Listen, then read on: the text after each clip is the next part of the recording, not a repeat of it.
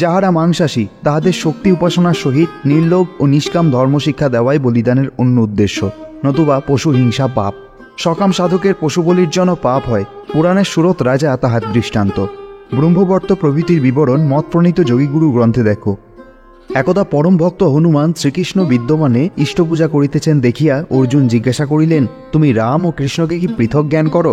হনুমান হাসিয়া বলিলেন, শ্রীনাথে জানকীনাথে অভেদ পরমাত্মনি, তথাপি মম সর্বস্ব রাম ও কমললোচন। ইহাকেই ইষ্টনিষ্ঠা বলে। ইহা প্রকৃত সাধকের উক্তি।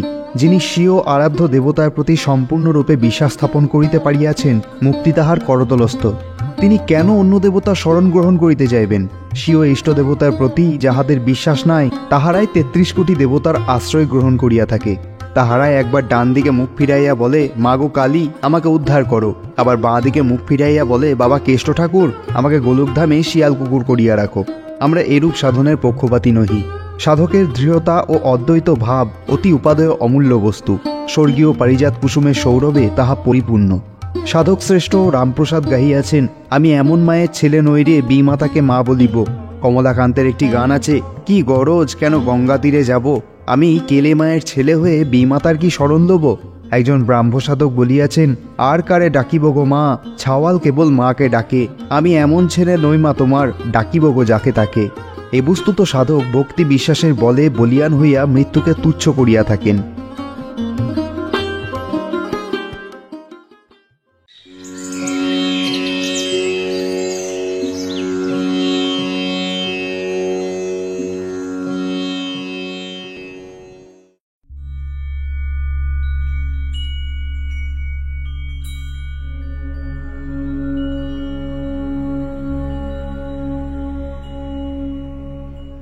महात्मा तुलसीदास बलियाছেন, तुलसी तब जब पूजा ये सब करियो का खेल, जब पीत मूले सरबर होई तो राग पिटारी मेल। तुलसी তুমি तप जप प्रतिमा पूजादि समस्तই बालिकादिगेर पुतुल खेलार न्याय जानियो। जे पर्यन्त स्वामी सहबास ना हय सेई पर्यन्त खेले, तारपर पेटिकाय तुलिया राखे। श्रेष्ठ साधक गोविंद चौधुरी गाहियाছেন, के सং साजाले बल ता शुनी, स्वयं स्वयंभू जार स्वरूप गठिते नारे, से शम्भु दारारे गड़ा कुम्भकारे की पारे, ज्ञान भुवन मोहिनी बामाटी के, अंगे दिल उहार बा माटी के, तुलिते स्वरूप उहार तुलिते कार साध ना जानी। যেন দেবী মূর্তির প্রতিমা দর্শন করিয়া বলিতেছেন, আমার মাকে কে সংসাজালে, স্বয়ং শিব যাহার স্বরূপ নির্ণয় করিতে পারেন না, সেই শম্ভু দ্বারাকে কি কুম্ভকারে গঠন করিতে পারে? ওই ভুবনমোহিনী বামাকে জানো, আমি জানি না। তুলি দ্বারা উহা স্বরূপ চিত্রিত করিতে কাহার সাধ হইয়াছে? রামপ্রসাদ গাহিয়াছেন, তুমি লোক দেখানো করবে পূজা, মা তো আমার ঘুষ খাবে না। এবার শ্যামার নাম ব্রহ্ম জেনে ধর্ম কর্ম সব তেজেছি, শ্যামাপদক কনক তীর্থ রাশি রাশি। শ্রুতি হইতে আধুনিক সাধকগণের উক্তি পর্যন্ত উদ্ধৃত হইল। যে দেশে কৃষক ভূমি চাষ করিতে করিতে রাখাল বালক গরু চড়াইতে চড়াইতে এই সকল গান করে, সেই দেশের লোক ব্রহ্মতত্ত্ব জানে না। আর যাহারা ঈশ্বরকে সেশন জজের পদে অভিষিক্ত করিয়া দায়রার দরবারে বসাইয়াছে, তাহারা জানে এ কথা আত্মাভিমান মাত্র। তবে হিন্দু তপ জপ দেব পূজা করে কেন? ব্রহ্মজ্ঞানম পরম জ্ঞানম যস্য চিত্তে বিরাজতে, কিম তস্য জপযজ্ঞাদ্যস্তপো ভি নিয়মব্রতে। যাহার অন্তরে পরম ব্রহ্মজ্ঞান বিরাজিত, তাহার জপ যজ্ঞ তপস্যা নিয়ম ও ব্রতাদির প্রয়োজন নাই। কিন্তু সাধারণের উপায় কি? তাই যাহাদের পরক জ্ঞান উৎপন্ন হয় নাই, তাহাদের জন্য হিন্দু ধর্মের আচার্যগণ কর্তৃক জ্ঞানের উপায়স্বরূপ সাকার উপাসনা প্রবর্তিত হইয়াছে। তথাপি তাহা কাল্পনিক নহে। সাকার দেবদেবী ও পূজা পদ্ধতি বিচক্ষণতার সহিত বিশ্লেষণ করিলে ব্রহ্ম ও উপাসনার নিগূঢ় তত্ত্ব উদ্ঘাটিত হইবে। একেশ্বরবাদ ও কুসংস্কার খণ্ডন। হিন্দু ধর্ম শুধু ধ্যান ও স্তবস্তুতির পূজা ধর্ম নহে, তাহা সর্ববিষয়ে আনুষ্ঠানিক ধর্ম। তাহা প্রতি ব্যক্তি শুধু সাধন ধর্ম নহে, তাহা পারিবারিক ও সামাজিক ধর্ম প্রণালী রূপেও বর্তমান। হিন্দুর ঈশ্বর সর্বব্যাপী। এজন্য সর্ববিশ্বকে সাধনা করিয়া হিন্দু ঈশ্বর উপাসনা করেন। কি দেব মন্দিরে, কি পরিবার মণ্ডলে, কি শ্রাদ্ধ তর্পণাদিতে, কি বিবাহে, কি আচারে ব্যবহারে, সর্বস্থলে হিন্দু ধর্মের সাধনা।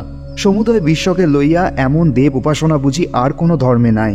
সমস্ত বৃত্তির সামঞ্জস্যীভূত সংযমে ও তৃপ্তিতে মানবের ঈশ্বর উপাসনা। তাই হিন্দু সমাজক্ষেত্রে সংসার ধর্ম সাধনার সহিত ধর্মকর্মে ব্যাপৃত রহিয়াছে।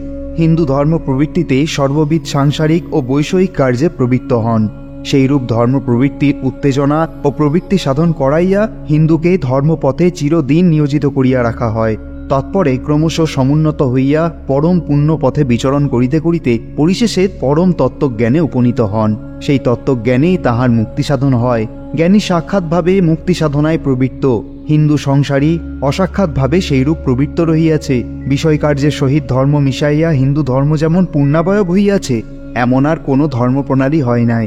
কি দেবালয়ে, কি পরিবার মণ্ডলে, কি সমাজে, সর্বস্থলেই হিন্দু ঈশ্বর উপাসক।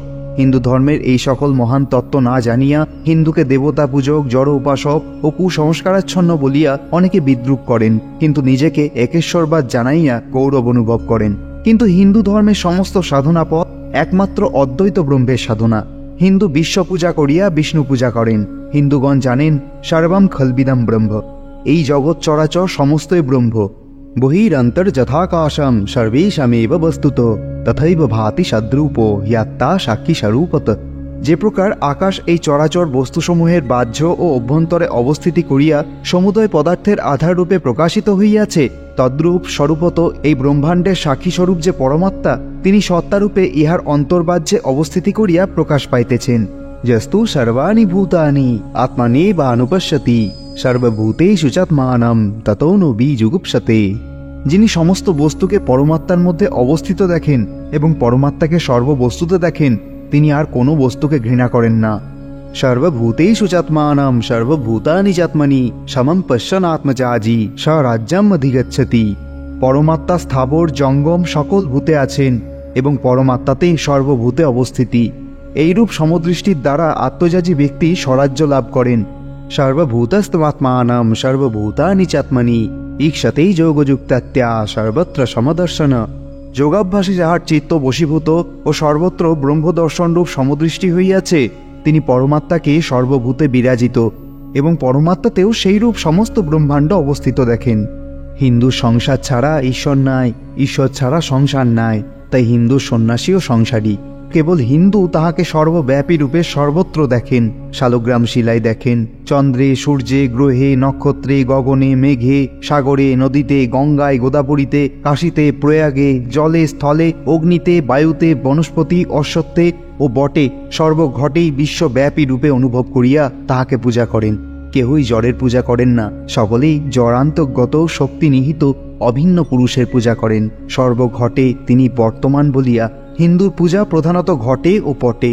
মূর্তি না গড়িয়াও হিন্দু সেই পরম পুরুষকে পূজা করেন। ধান চালে তাহার লক্ষ্মী পূজা, সেখানেও আগে অনন্তের পূজা, তবে দেবী পূজা। হিন্দু সমস্ত দেবদেবী যুগল রূপধারী, সুতরাং এই দেবদেবী পূজার অদ্বয় ব্রহ্ম অতি সূক্ষ্মরূপে বর্তমান। হিন্দু দেখেন ব্রহ্মেরই অনন্ত রূপের ঐশ্বর্য মূর্তি তাহার ৩৩ কোটি দেবতা। দ্বৈত জগতের মধ্যেই সে অদ্বৈতের আভাস। পরব্রহ্মের সূক্ষ্ম রূপ প্রকৃতিতে অনুপ্রবিষ্ট ব্রহ্ম বা ঈশ্বর, স্থূল রূপ এই ব্রহ্মাণ্ড। তাহার ঐশ্বর্যরূপ প্রকৃতি শক্তিমাত্র।